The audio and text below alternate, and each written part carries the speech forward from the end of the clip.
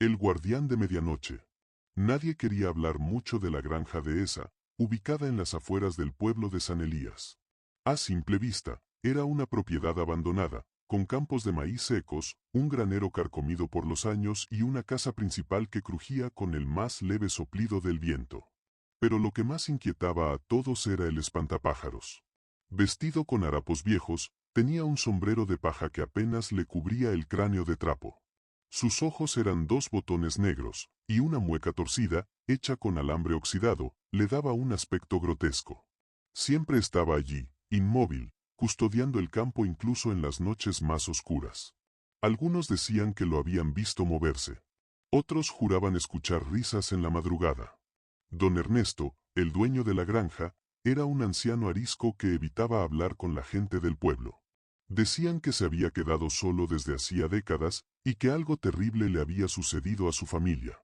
Los rumores hablaban de un hijo desaparecido, una esposa que se volvió loca, y de cómo Ernesto comenzó a hablar solo, dirigiéndose al espantapájaros como si fuera un ser vivo. Una noche, Julián, un joven curioso, decidió comprobar los rumores.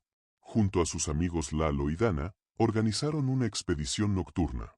Armados con linternas, celulares y muchas ganas de asustarse entre ellos, cruzaron el viejo camino de tierra que llevaba a la granja. ¿Están seguros de esto?, preguntó Dana, mirando el espantapájaros a lo lejos. Parece que nos está esperando. Son solo cuentos para asustar a los niños, dijo Lalo, aunque su voz temblaba. La verja oxidada se abrió con un chirrido largo y lastimero. El campo estaba extrañamente silencioso. Sin grillos, sin viento. Solo el crujir seco de las mazorcas marchitas al ser rosadas. Caminaron hacia el espantapájaros. Cuando estuvieron frente a él, lo examinaron con las linternas. Era más alto de lo que esperaban. Y había algo extraño en su olor, a tierra húmeda y sangre seca. Julián dio un paso al frente, riendo nervioso, dijo: ¿Y si le quitamos el sombrero? Antes de que pudiera tocarlo, algo chilló desde la casa. Una especie de lamento, como el de una mujer lejana. Todos se quedaron paralizados. ¿Escucharon eso? Sí, susurró Dana. Viene de adentro. Pero cuando volvieron la vista hacia el espantapájaros, ya no estaba. El poste seguía ahí. Pero el cuerpo había desaparecido. Entonces, a lo lejos, entre los surcos del maíz, se escucharon pasos pesados, arrastrados. Y una risa, baja, desgarrada, como si saliera de una garganta hecha de paja. Los tres jóvenes corrieron sin mirar atrás, tropezando con las raíces secas y las hileras de maíz que parecían cerrarse a su paso. La risa que escucharon tras ellos aún resonaba en el aire, como si la propia tierra se burlara de su presencia.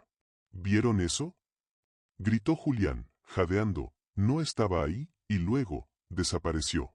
Yo te dije que no viniéramos, chilló Dana, con los ojos empapados de miedo. Al llegar al portón oxidado, lo empujaron con fuerza, saliendo de la granja como si huyeran de una pesadilla. Lalo fue el último en cruzar, y por un instante, solo un instante, creyó ver entre las mazorcas una silueta alta, quieta, con un sombrero de paja.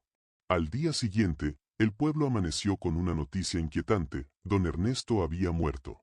Su cuerpo fue encontrado en la cocina de su casa, cubierto de tierra, con los ojos completamente negros y una expresión de terror puro en el rostro. Pero eso no fue lo más extraño.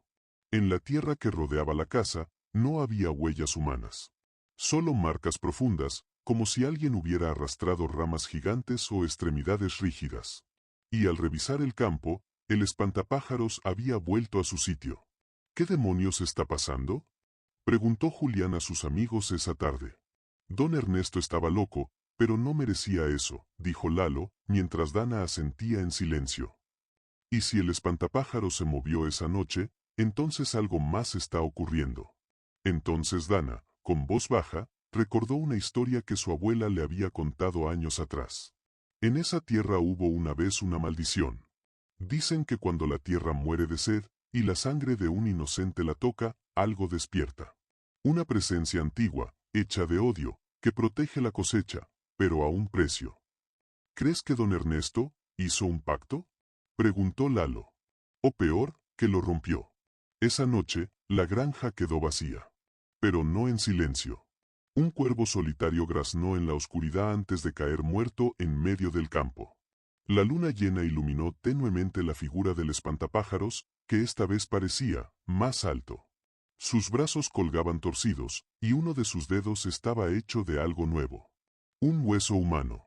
Y en la casa, en una vieja libreta cubierta de polvo, alguien había escrito con letra temblorosa: no lo quiten de su sitio. Él guarda el equilibrio. Él protege, pero también castiga. Los días siguientes a la muerte de don Ernesto fueron extraños en San Elías. El cielo amanecía gris, y un viento frío recorría el pueblo sin razón. Los animales estaban inquietos, y algunas personas afirmaban ver sombras entre los árboles durante la madrugada. Julián no podía dejar de pensar en el espantapájaros, ni en lo que habían visto esa noche. Algo lo empujaba a volver a la granja, como si una fuerza invisible tirara de él desde dentro. Sus sueños estaban plagados de imágenes confusas: el campo cubierto de sangre, el espantapájaros caminando entre el maíz, y una voz ronca que susurraba: él protege, pero también castiga. Convenció a Dana y a Lalo de regresar, esta vez de día. No era una decisión fácil, pero necesitaban respuestas. La granja estaba cerrada con cinta policial, pero no había vigilancia. La casa principal olía a humedad y a tierra podrida. Todo estaba cubierto de polvo, salvo una pequeña libreta de cuero oscuro sobre la mesa. Esto no puede ser reciente, murmuró Dana, tomando el cuaderno con cuidado. Las páginas estaban llenas de notas escritas por don Ernesto. Algunas eran divagaciones sin sentido. Otras, advertencias claras. No lo mires a los ojos. No lo cambies de sitio. La tierra está sedienta otra vez. Pero lo más inquietante estaba al final, donde un dibujo hecho a mano mostraba al espantapájaros rodeado de símbolos tallados en el suelo. Encima, una anotación decía: el sello mantiene su alma atada. Si se rompe, volverá a caminar. ¿Qué sello?, preguntó Lalo, mirando a su alrededor. Quizá, el poste donde está atado, susurró Julián. O el suelo. ¿Qué pasa si alguien pisa el círculo? ¿Y si don Ernesto lo rompió por accidente? Salieron de la casa y caminaron hacia el campo. El espantapájaros estaba en su sitio, inmóvil. Pero algo había cambiado. A sus pies, la tierra estaba revuelta. Como si alguien, o algo, hubiera salido de allí, o quisiera entrar. Dana retrocedió un paso. Lalo no dejaba de mirar los botones negros del rostro. Y Julián, sin poder evitarlo, bajó la vista hacia el suelo. Ahí estaba, el sello. Un círculo formado con huesos de animales, ramas secas y sal ennegrecida. Y en un punto, estaba roto. Estamos en problemas, dijo Julián. Esa noche, alguien tocó la ventana de su cuarto. 3 golpes secos. Cuando se asomó con el corazón latiendo a 1000, no había nadie. Solo un pequeño trozo de paja, y una pluma negra en el alféizar. Esa noche, Julián no pudo dormir. La imagen de la pluma negra y el trozo de paja sobre su ventana se clavaban en su mente como cuchillos. No lo había soñado. Lo había visto. Lo había tocado. Al día siguiente, se reunió en secreto con Dana y Lalo. No podían confiar en nadie más. Mostraron la libreta a un anciano del pueblo, don Camilo, conocido por sus historias sobre brujería y pactos oscuros. El viejo apenas la hojeó antes de cerrar el cuaderno de golpe con una expresión pálida. No es solo un espantapájaros, dijo con la voz temblorosa. Es un guardián, creado con sangre y rabia. Lo ataron con un pacto antiguo. Don Ernesto no lo construyó, lo despertó. ¿Despertó a qué?, preguntó Dana, aunque sabía que no quería escuchar la respuesta. A algo que estuvo muerto, y fue obligado a quedarse. Esa noche, los 3 jóvenes regresaron a la granja. Llevaban linternas, sal, agua bendita y un plan. Debían restaurar el sello antes de que él se liberara por completo. Pero cuando llegaron al campo, algo estaba muy mal. El espantapájaros ya no estaba en su lugar.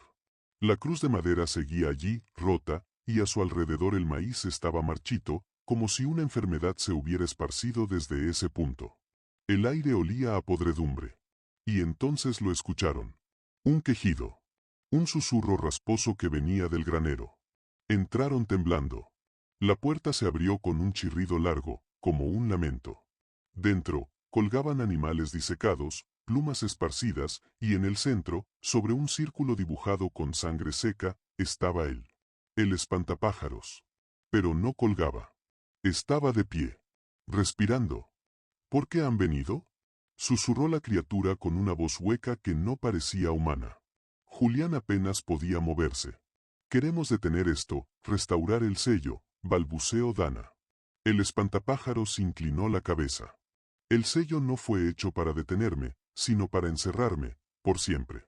Ahora que se ha roto, quiero un nuevo pacto. Sus ojos de botón brillaban en la oscuridad. 3 almas, una vida, o me quedaré para siempre entre los vivos. Dana cayó de rodillas. Lalo retrocedió con terror. Julián dio un paso al frente. ¿Qué clase de pacto? El espantapájaros levantó una mano descarnada y le mostró algo, un cuchillo oxidado y una pluma negra ensangrentada. Solo uno debe quedarse aquí, para siempre, como el nuevo guardián. Y la elección debía hacerse antes del amanecer. La luna comenzó a descender lentamente. En el interior del granero, el silencio era más pesado que el aire mismo. Julián, Dana y Lalo rodeaban al espantapájaros, atrapados entre la locura y la desesperación. El cuchillo oxidado brillaba tenuemente bajo la linterna de Dana. El espantapájaros no se movía, pero su presencia se sentía como un veneno, una amenaza antigua que volvía a nacer. ¿Uno debe quedarse?, repitió Julián, con la mirada clavada en la criatura. Uno de ustedes se convierte en el nuevo guardián.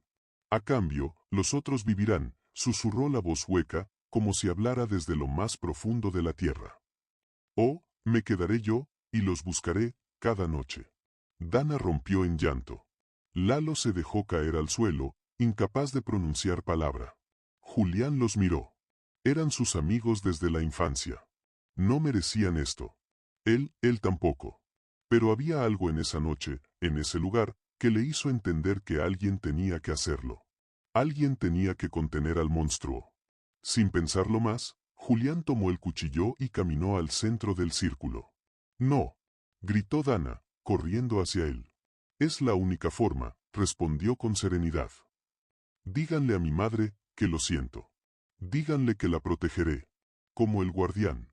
El espantapájaros extendió su brazo, ofreciéndole la pluma negra. Julián la tomó. Y sin decir una palabra más, se clavó el cuchillo en la palma. La sangre goteó sobre la tierra maldita, cerrando el antiguo pacto. El granero se estremeció. Una ráfaga de viento apagó todas las luces. El círculo comenzó a brillar en rojo. Y luego, silencio. Dana despertó a las afueras del maizal, con Lalo a su lado. El granero había desaparecido. No quedaban rastros de la criatura, ni de Julián.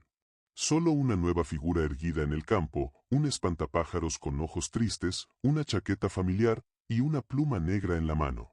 Desde ese día, nadie volvió a acercarse a la granja de los Muñoz.